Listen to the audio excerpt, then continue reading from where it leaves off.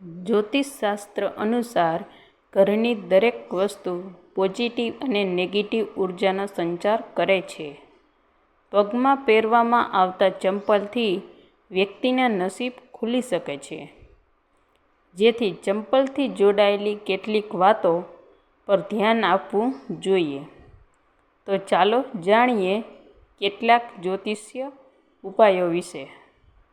એ જાણીએ તે પહેલાં લક્ષ્મી માતા, હું તમને હાથ જોડીને પ્રાર્થના કરું છું કે જે આ વિડીયોને લાઈક કરશે અને ચેનલને સબસ્ક્રાઈબ કરશે તેના જીવનમાં ક્યારેય સુખ અને સમૃદ્ધિની કમી ના થાય. તો ચાલો ચંપલથી જોડાયેલી જ્યોતિષીય ઉપાયો. 1. બૂટ અને ચંપલ પહેરીને ક્યારેય ભોજન ન કરવું જોઈએ. આવું કરવાથી દુર્ભાગ્ય વધે છે અને આમ કરવાથી માતા અન્નપૂર્ણા પણ ગુસ્સે થાય છે. રસોડામાં ખુલ્લા પગે પ્રવેશ કરવો જોઈએ. 2. પોતે ક્યારેય બીજાના ચંપલ ન પહેરો. આમ કરવાથી તમારા પર ગરીબીનો પડછાયો પડે છે. જો તમે કોઈના ચંપલ પહેરો છો તો કોઈનું સરઘસ તમે પોતાના ઉપર લઈ લો છો. 3. ઘરની ઈશાન દિશામાં એટલે કે ઉત્તર પૂર્વ દિશામાં ક્યારેય ચંપલ ન રાખો.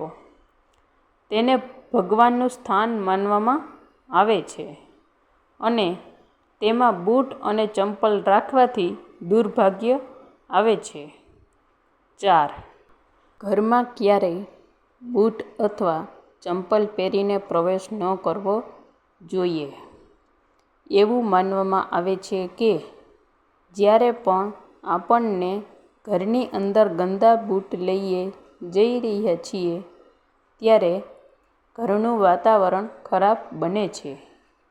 આ ઉપરાંત હિન્દુ માન્યતાઓમાં ઘરને મંદિર તરીકે ગણવામાં આવે છે. તેને પવિત્ર સ્થાન માનવામાં આવે છે. પવિત્ર સ્થાન પર બૂટ પહેરવું બરાબર નથી. 5. તમે ઘણી વાર જોયું હશે કે લોકોના ઘરમાં તૂટેલા કે ફાટેલા ચંપલ રાખવામાં આવે છે.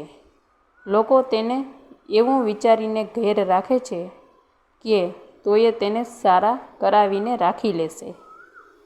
પરંતુ તૂટેલા ચંપલ ઘરમાં અશાંતિનું કારણ બને છે.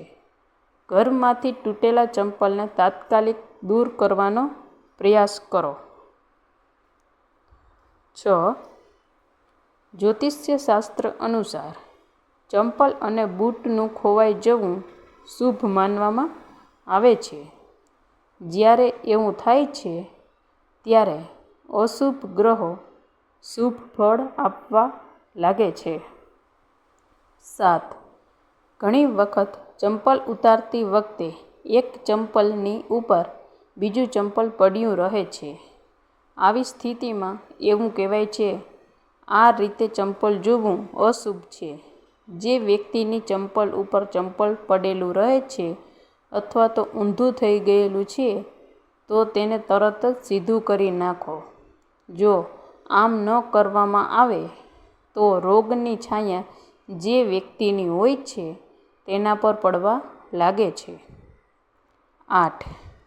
શનિદેવને પ્રસન્ન કરવા અને શનિદેવના આશીર્વાદ મેળવવા માટે તમે એક સરળ યુક્તિ અજમાવી શકો છો. યુક્તિ એ છે કે તમે કાળા ચંપલ પહેરીને હનુમાન મંદિરમાં જાઓ અને તમને મંદિરની બહાર છોડીને ઘર પાછા ફરો.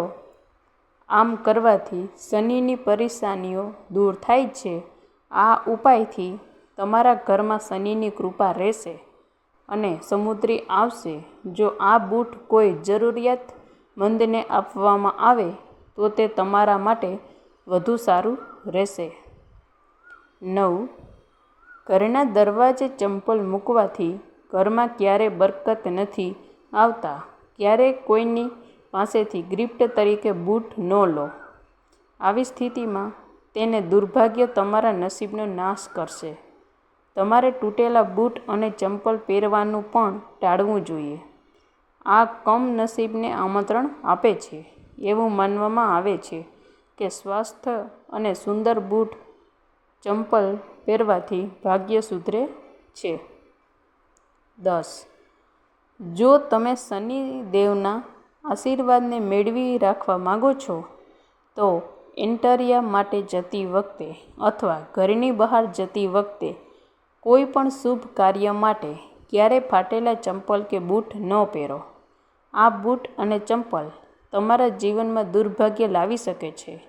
એવું માનવામાં આવે છે કે ફાટેલા બૂટ અને ચંપલ પણ તમારા જીવનમાં આર્થિક સમસ્યાઓ ઊભી કરી શકે છે.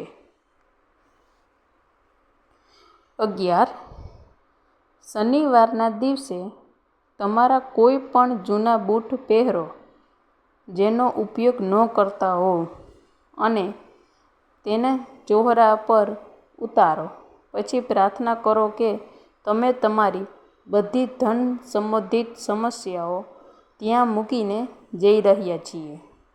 જો તમને પૈસાની સમસ્યા હોય તો બૂટ અને ચંપલ ખરીદવાની આ પદ્ધતિનો ચોક્કસપણે ઉપયોગ કરો. 12. ઘરના બેડરૂમમાં ક્યારેય શૂઝ અને ચંપલ ન રાખવા જોઈએ. વાસ્તુશાસ્ત્રમાં આવું કરવું યોગ્ય માનવામાં આવતું નથી. બેડરૂમમાં બૂટ અને ચંપલ રાખવાથી વિવાહિત જીવનમાં મુશ્કેલી આવી શકે છે. એટલા માટે આ વાતને ધ્યાનમાં રાખો. 13. બૂટ અને ચંપલને ઘરની બહાર અવ્યવસ્થિત રીતે રાખવાથી નેગેટિવ ઉર્જા આવે છે. બૂટ અને ચંપલ હંમેશા વ્યવસ્થિત રીતે એક ખૂણામાં રાખવા જોઈએ. 14. ઘરના મુખ્ય દરવાજા પર ક્યારેય બૂટ ચંપલ જેમ તેમ વેરવિખેર ન રાખો. આ સ્થાન દેવી લક્ષ્મીના આગમનનું સ્થાન છે અને જો તમે તેને સાફ નહીં રાખો અથવા ચંપલ જેમ તેમ રાખો છો તો તમારી આર્થિક સ્થિતિ બગડી શકે છે.